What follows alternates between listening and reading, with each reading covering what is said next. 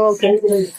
ரொம்ப தேங்க்ஸ். எனக்கு அந்த லாஸ்ட் இயர் நான் பெங்களூர்ல இருக்கும்போது தான் இது திடீர்னு என்னுடைய வாட்ஸ்அப் யூடியூப்ல பார்த்தோன்னே எனக்கு ஏதோ ஒரு பிடிச்சிட்டு இருந்தது. சரி தான் நான் ஜாயின் பண்ணேன். அதோட எங்க சிஸ்டர் ஒருத்தவங்க ஜாயின் பண்ணாங்க. இப்போ இதெல்லாம் பார்த்துட்டு பேக்கிங் எல்லாம் ஒவ்வொரு காமிச்சோன்னே ஏன் என்ன போடலன்னு கேட்டாங்க. இந்த வருஷம் நிறைய பேர் எங்க கிட்ட மூலியமா சிஸ்டம்ல தனியா போட்டு ரெடி பண்ணிருக்கேன். ஆனா எல்லா பேக்கிங்கும் சூப்பரா இருக்குது. யாருமே இது மாதிரி கொடுத்தது கிடையாது அப்படின்னு சொல்றாங்க.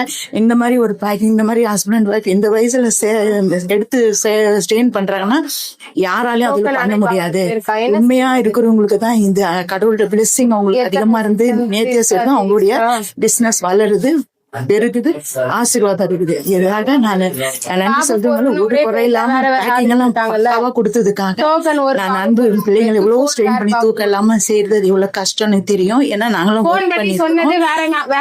நாங்களும் இவங்க இவ்வளவு வெளிநாட்டுக்கெல்லாம் கொடுக்கறாங்க, வெளி மாநிலத்தெல்லாம் கொடுக்கறாங்கன்னா அது யாராலும் முடியாது.